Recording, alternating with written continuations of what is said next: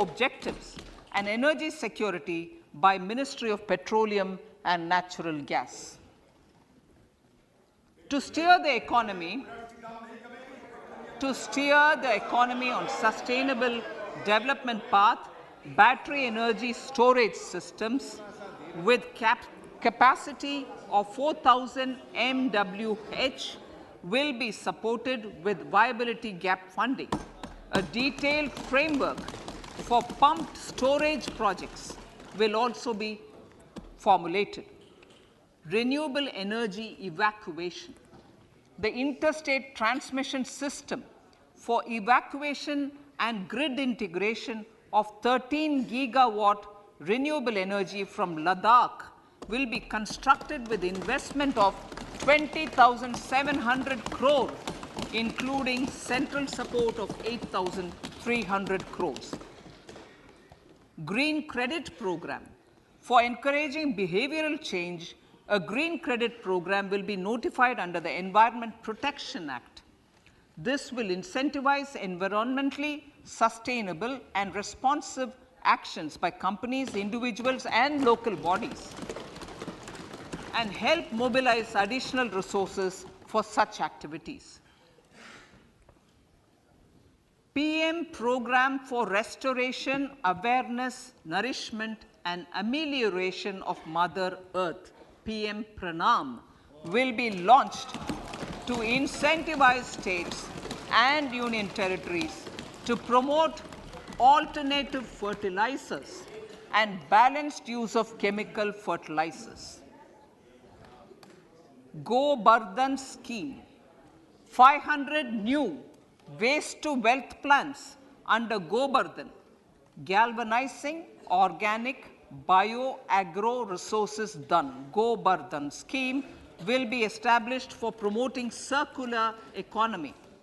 These will include 200 compressed biogas plants, including 75 plants in urban areas, and 300 community or cluster-based plants at a total investment of 10,000 crores.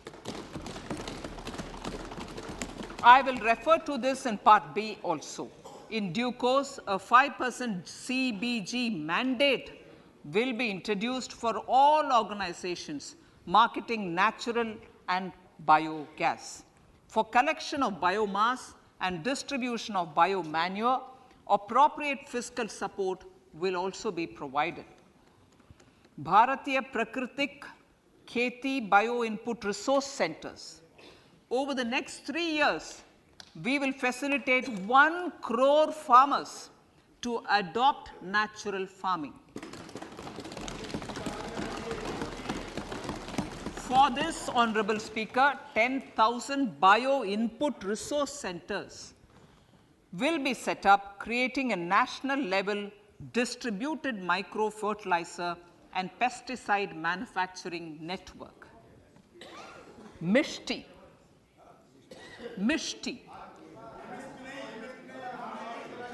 Building on India's success in afforestation, mangrove initiative for shoreline habitats and tangible incomes, Mishti, will be taken up for mangrove plantation along the coastline and on salt pan lands wherever feasible through convergence between Manrega, Campa Fund and other sources. Amrit Dharohar. Wetlands are vital ecosystems which sustain biological diversity. In his latest Mann Ki Baat, the Prime Minister said, now, I quote, now the total number of Ramsar sites in our country has increased to 75, whereas before 2014, there were only 26, unquote. Local communities have always been at the forefront of conservation efforts. The government will promote their unique conservation values through Amrit Dharohar, a scheme that will be implemented over the next 3 years to encourage optimal use of wetlands and enhance biodiversity, carbon stock, ecotourism opportunities, and income generation for local communities. Coastal shipping. Coastal shipping will be promoted as the energy efficient and lower cost mode of transport, both for passengers and freight, through PPP mode with viability gap funding. Vehicle replacement. Vehicle replacement is an important continuing policy, replacing the old political, I know, replacing, absolutely, thank you. Replacing old polluting vehicles. May be applicable, right? Replacing old polluting vehicles is an important part of greening our economy. In furtherance of the vehicle scrapping policy mentioned in Budget 21-22, I have allocated adequate funds to scrap old vehicles of the central government.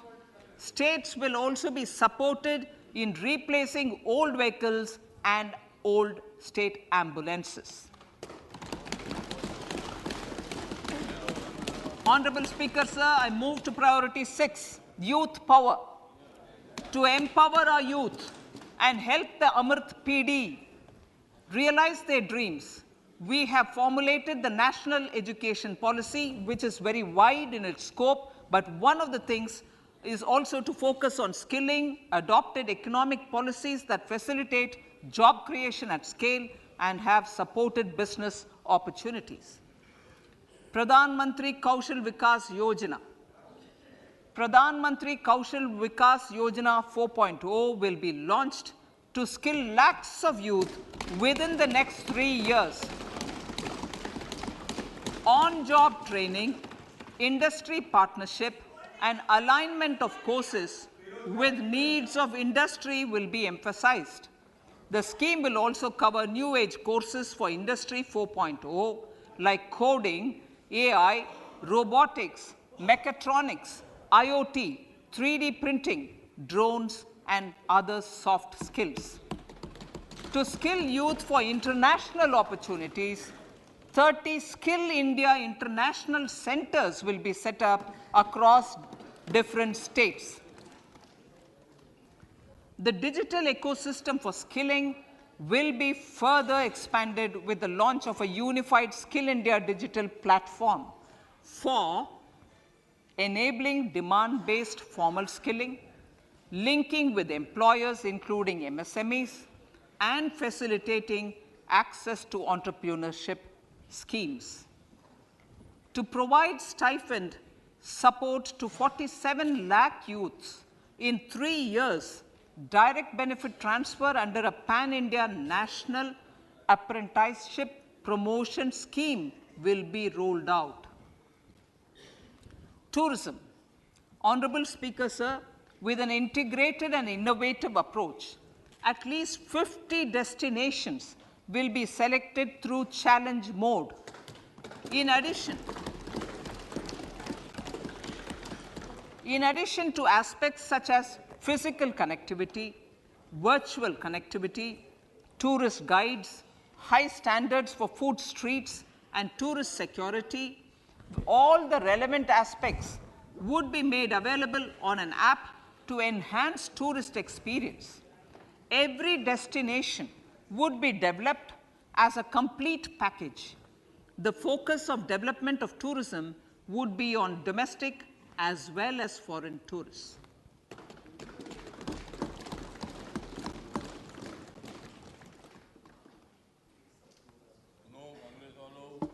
Sector-specific skilling and entrepreneurship development will be dovetailed to achieve the objectives of Dekho Apna Desh initiative. This was launched as an appeal by the Honorable Prime Minister to the middle class to prefer domestic tourism over international tourism. The integrated development of theme-based tourist circuits, the Swadesh Darshan scheme, was also launched. Under the Vibrant Villages program, tourism infrastructure and amenities will be facilitated in border villages. Unity Mall.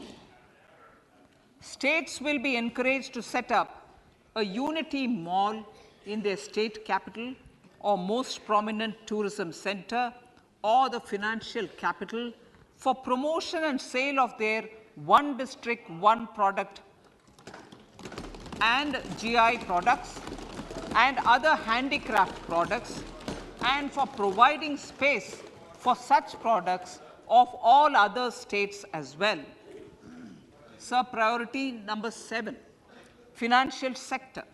Our reforms in the financial sector and innovative use of technology have led to financial inclusion at scale, better and faster service delivery, ease of access to credit, and participation in financial markets. This budget proposes to further these measures. Credit guarantee for MSMEs. Last year, I proposed revamping of the credit guarantee scheme for the MSMEs. I am happy to announce that the revamped scheme will take effect from 1st April 2023 through infusion of 9,000 crores in the corpus. This will enable additional collateral-free guaranteed credit of 2 lakh crores of rupees. Further, the cost of credit will be reduced by about 1%.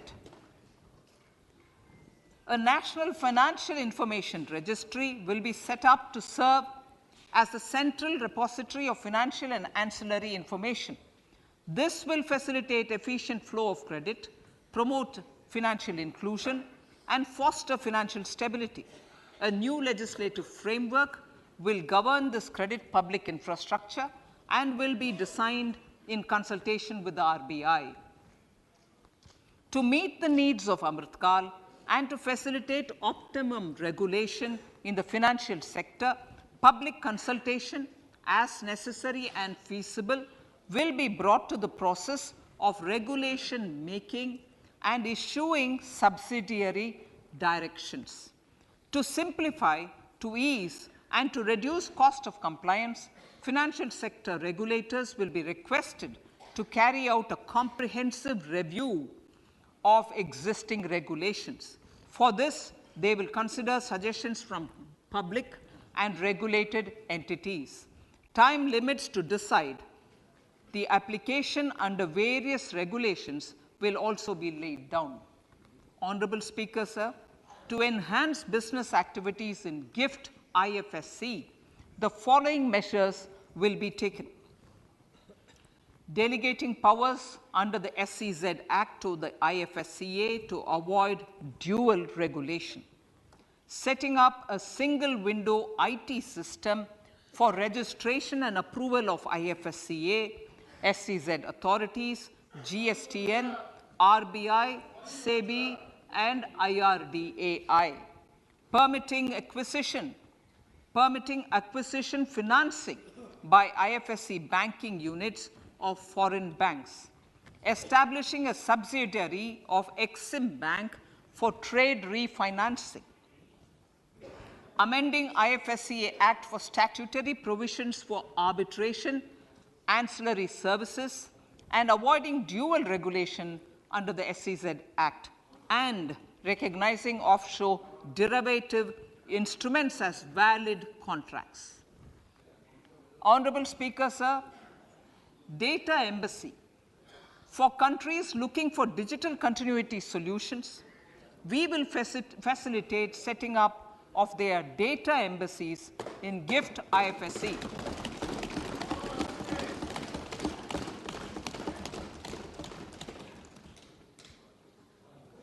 Improving governance and investor protection in banking sector.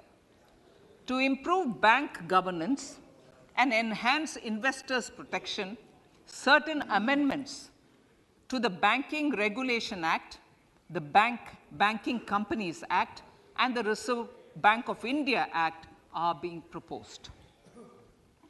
Capacity building in securities market.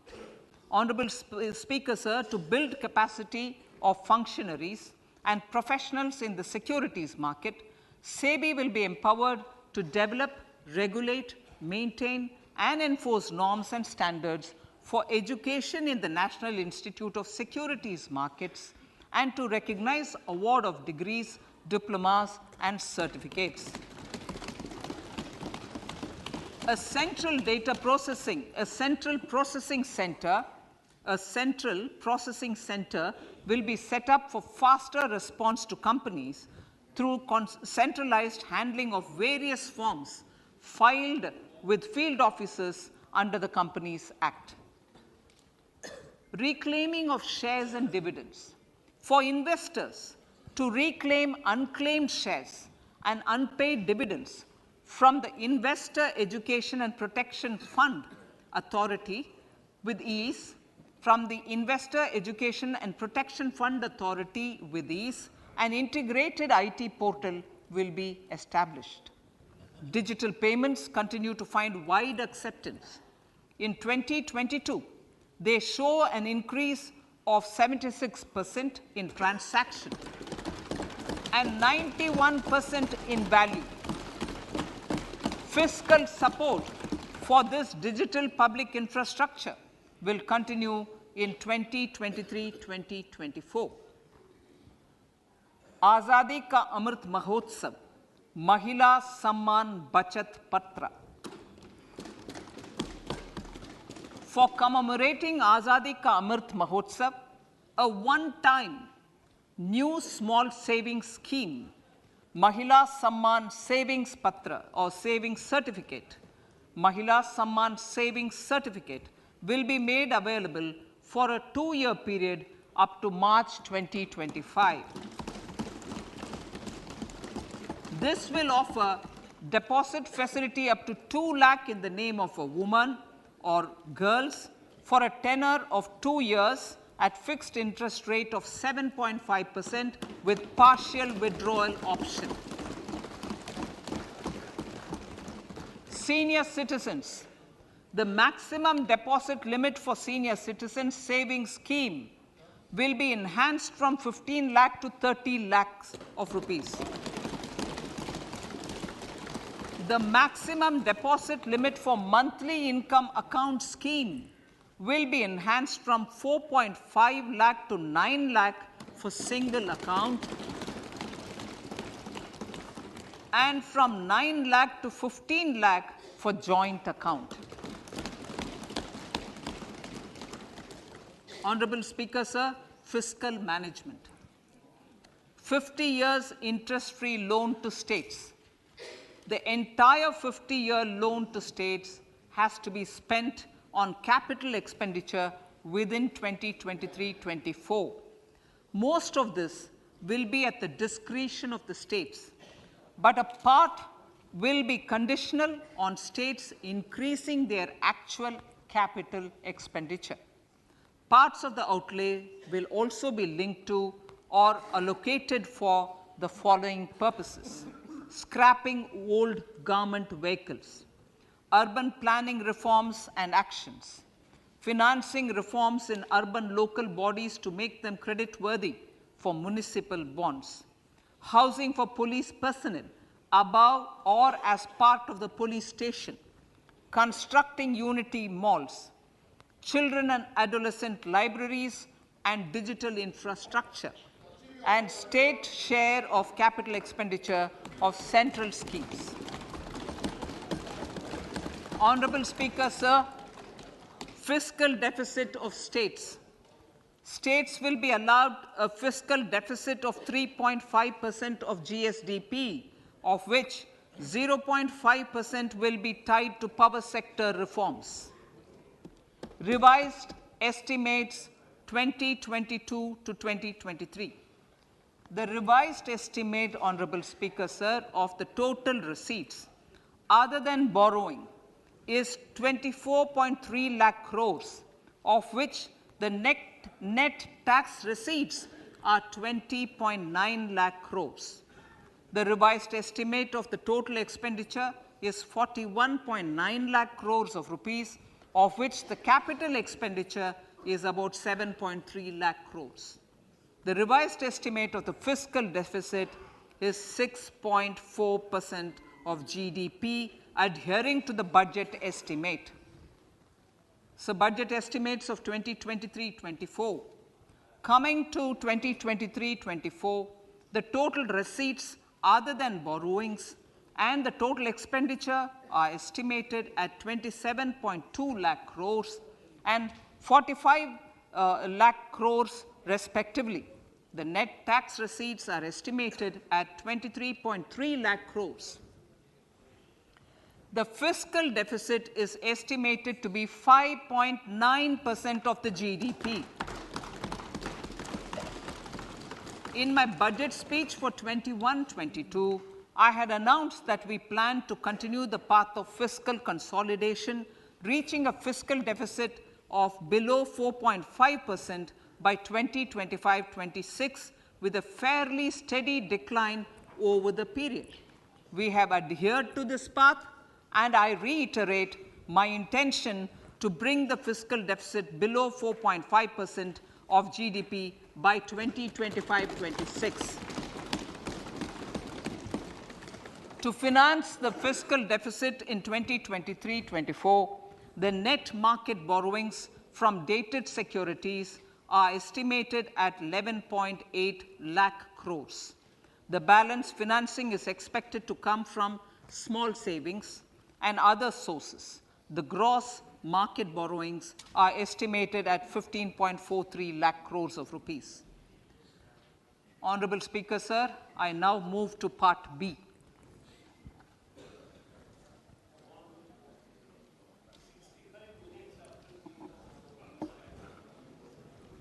Indirect taxes. My indirect tax proposals will aim to promote exports, boost domestic manufacturing, enhance domestic value addition, encourage green energy and mobility. A simplified tax structure with fewer tax rates helps in reducing compliance burden and improving tax administration. I propose to reduce the number of basic customs duty rates on goods other than textiles and agriculture from 21 to 13. As a result, there are minor changes in the basic custom duties, cesses and surcharges on some items including toys, bicycle, automobiles and naphtha. Green mobility. To avoid cascading of taxes on blended compressed natural gas, I propose to exempt excise duty on GST paid compressed biogas contained in it. To further provide impetus to green mobility, customs duty exemptions is being extended to import of capital goods and machinery required for manufacture of lithium-ion cells for batteries used in electrical vehicles as well. Electronics. As a result of various initiatives of the government, including phased manufacturing program, mobile phone production in India has increased from 5.8 crore units valued at about 18,900 crore in 2014-15 to 31 crore units valued at 2,75,000 crore in the last financial year. To further deepen domestic value addition in manufacturing of mobile phones, I propose to provide relief to customs duty.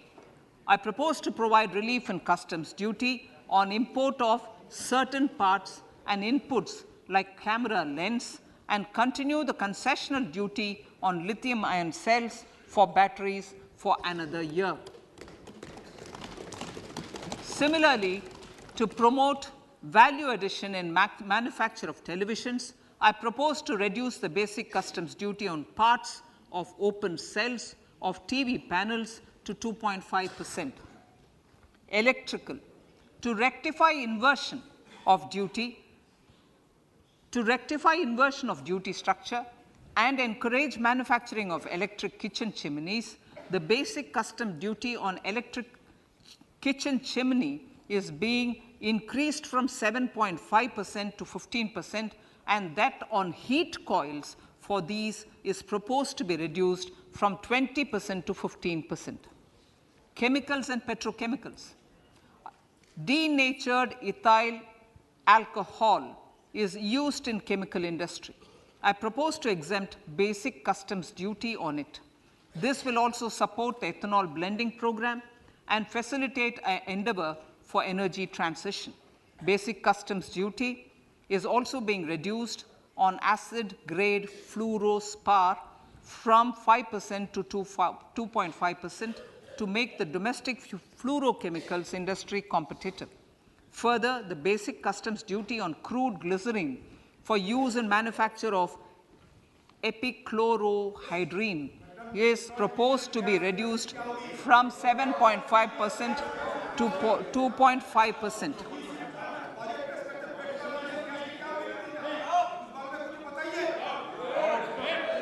Marine products. In the last financial year, marine products recorded the highest export growth, benefiting farmers in the coastal states of the country. To further enhance the export competitiveness of marine products, particularly shrimps, duty is being reduced on key inputs for domestic manufacture of shrimp feed.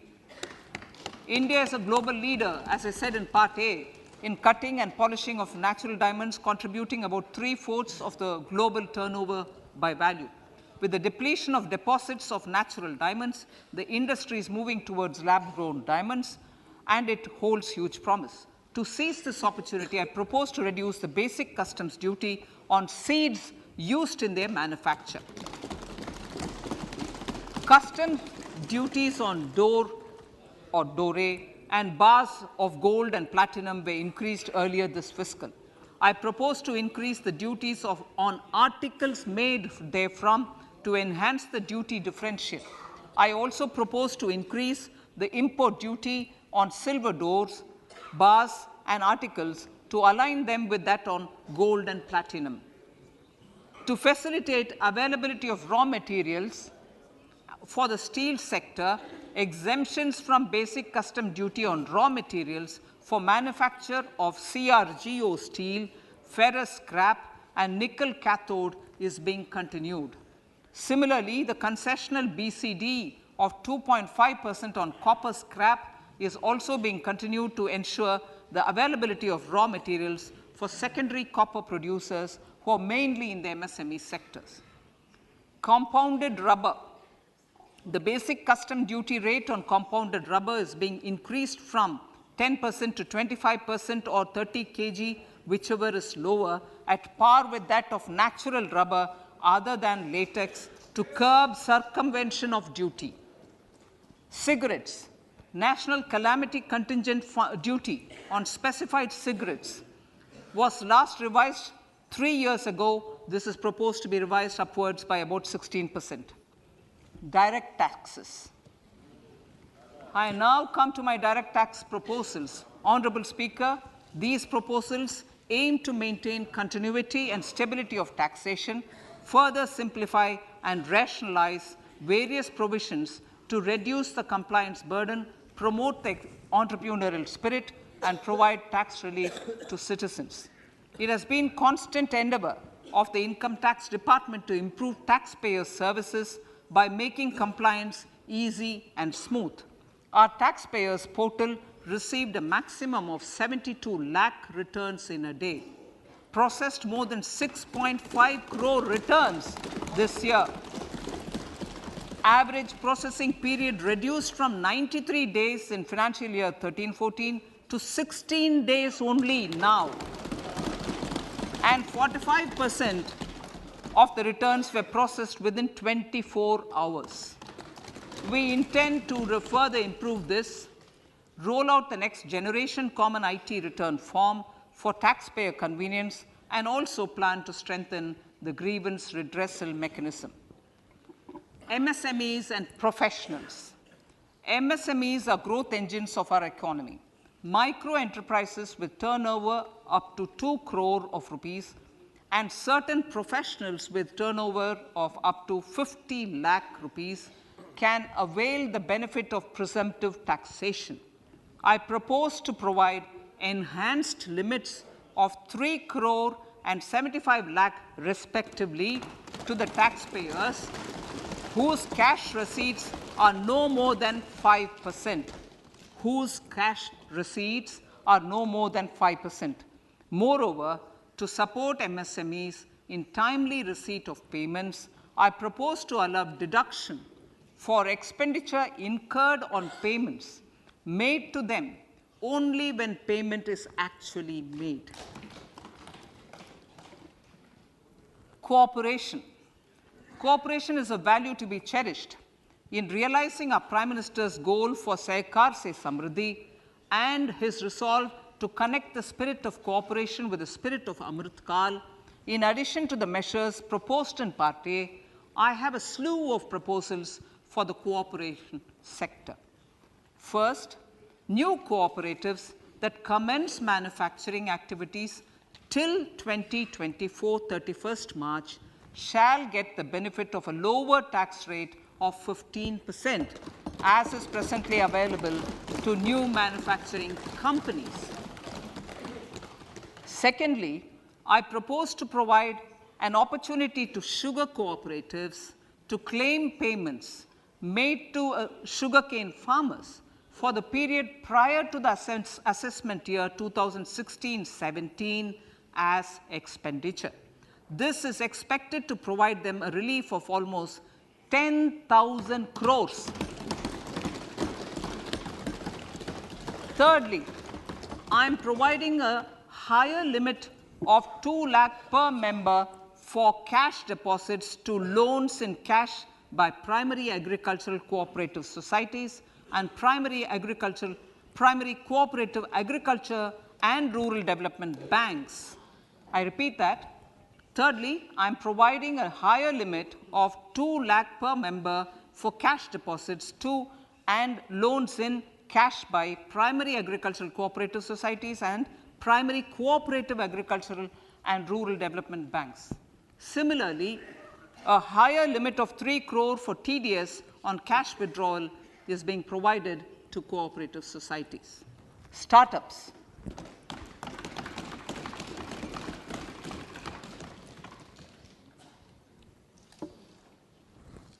Entrepreneurship is vital for a country's economic development. We have taken a number of measures for startups and they have borne results. India is now the third largest ecosystem for startups globally and ranks second in innovation quality among middle-income countries. I propose to extend the date of incorporation for income tax benefits to startups from 31/3/2023 to 31/3/2024. I further propose to provide the benefit of carry forward of losses on change of shareholding of startups from 7 years of incorporation to 10 years.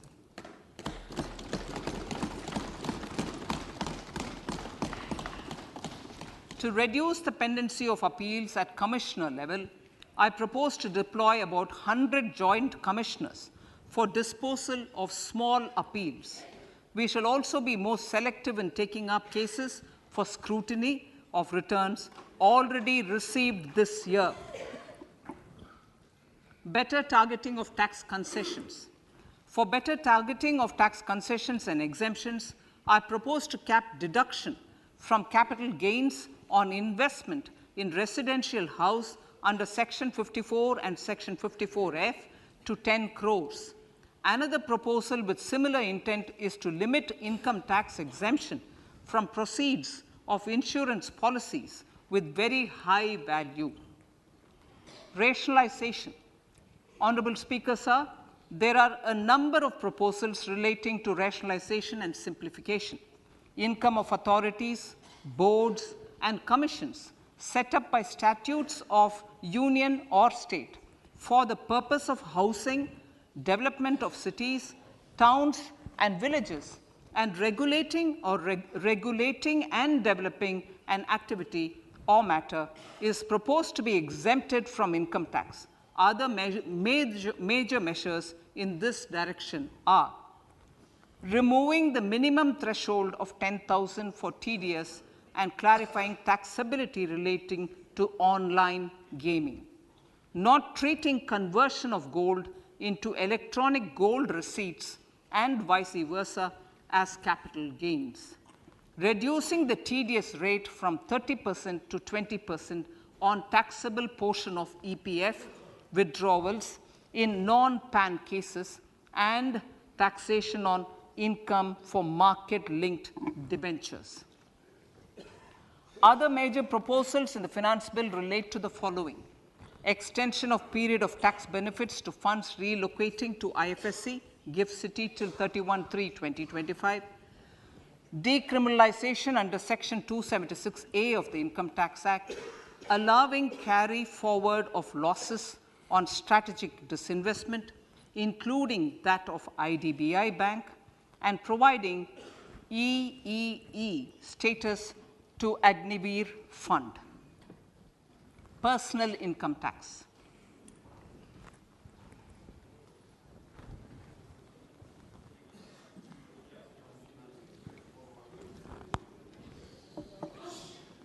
Now I come to what everyone is waiting for. Personal income tax. I have 5 major announcements to make in this regard. These primarily benefit our hard-working middle class. The first one concerns rebate. Currently, those with income up to 5 lakh do not pay any income tax in both old and new regimes. I propose to increase the rebate limit to 7 lakhs in the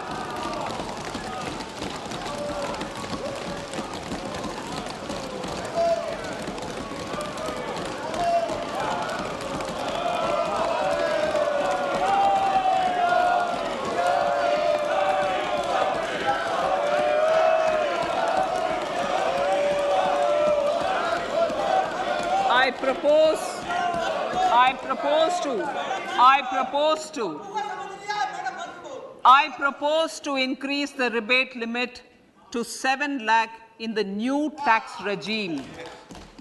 Thus, persons in the new tax regime with income up to 7 lakhs will not have to pay any tax at all. The second proposal relates to middle class individuals.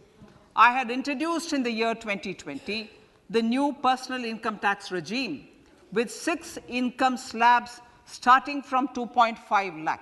I propose to change the tax structure in this regime by reducing the number of slabs to 5 and increasing the tax exemption limit to 3 lakhs. The new tax rates are 0 to 3 lakh, nil; 3 to 6 lakhs, 5%; 6 to 9 lakhs, 10%; 9 to 12 lakh, 15%; 12 to 15 lakhs, 20%; and above 15 lakhs, 30%. This will provide major relief to all taxpayers in the new regime. An individual with an annual income of 9 lakhs will be required to pay only 45,000 rupees. This is only 5% of his or her income. It is a reduction of 25% on what he or she is required to pay now. That is 60,000. So in the place of 60,000, it is now only 45,000. Similarly, an individual with an income of 15 lakh rupees would be required to pay only 1.5 lakh or 10% of his income or her income, a reduction of 20% from the existing liability of 1,87,500 rupees. My third proposal is for the salaried class and the pensioners, including family pensioners, for whom I propose to extend the benefit of standard deduction to the new tax regime. Each salaried person with an income of 15.5 lakh rupees or more will thus stand to benefit by 52,500 rupees. My fourth announcement in personal income tax is regarding the highest tax rate, which in our country is 42.74%. This is among the highest in the world. I propose to reduce the highest surcharge. I propose to reduce the highest surcharge rate from 37% to 25% in the new tax regime.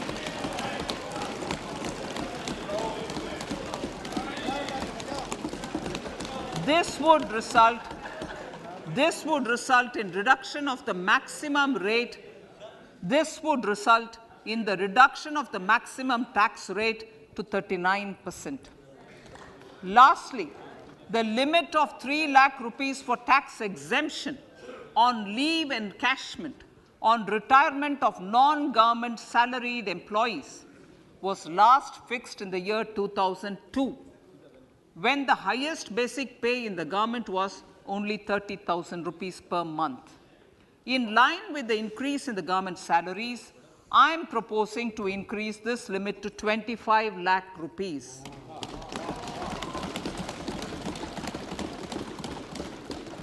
We are also making the new income tax regime as the default tax regime. However, citizens will continue to have the option to avail the benefit of the old tax regime. Apart from these, I am also making some other changes as given in the annexure. As a result of these proposals, revenue of about 38,000 crore to 37,000 crore in direct taxes and rupees 1,000 crore in indirect taxes will be foregone, while revenue of about 3,000 crore will be additionally mobilized.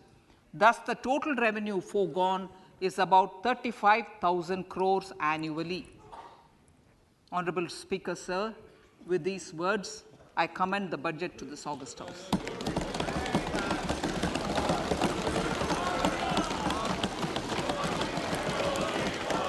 One hour, 25 minutes. Item number 1, माननीय item number 2, Shrimati Nirmala Sitharaman ji. Sir, with your permission, I lay on the table of the following statements. Under Section 3(1) of the Fiscal Responsibility Budget Management Act 2003, 1. Medium-term fiscal policy cum fiscal policy strategy statement and macroeconomic framework statement. माननीय सदस्यगण, जैसा कि आपको समाचार भाग 2 के माध्यम से पहले ही सूचित किया जा चुका है कि माननीय वित्त मंत्री जी के बजट भाषण की प्रतियां हार्ड कॉपी के रूप में उपलब्ध कराई गई है. आप बजट भाषण की अपनी अपनी प्रति प्रकाशन पलक से ले लें. आपको ये भी सूचित किया जाता है कि माननीय मंत्री द्वारा बजट प्रस्तुत किए जाने के पश्चात उसकी प्रतियां आपको मेंबर्स पोर्टल के माध्यम से उपलब्ध करा दी जाएगी. आइटम नंबर 3, माननीय मंत्री जी, वित्त मंत्री जी. Sir, with your permission, I rise to move for leave to introduce the Finance Bill 2023. प्रश्न ये कि विधेयक को पुनर्स्थापित करने की अनुमति प्रदान की जाए. जो सदस्य इसके पक्ष में हाँ कहें, जो सदस्य विरोध में ना कहें. मेरे विचार में निर्णय हाँ वालों के पक्ष में. माननीय मंत्री जी विधेयक को पुनर्स्थापित करें. Sir, I introduce the bill. सभा की कार्रवाई कल गुरुवार दिनांक 2 फरवरी 2023 को प्राप्त 11 बजे तक के लिए स्थगित की जाती है.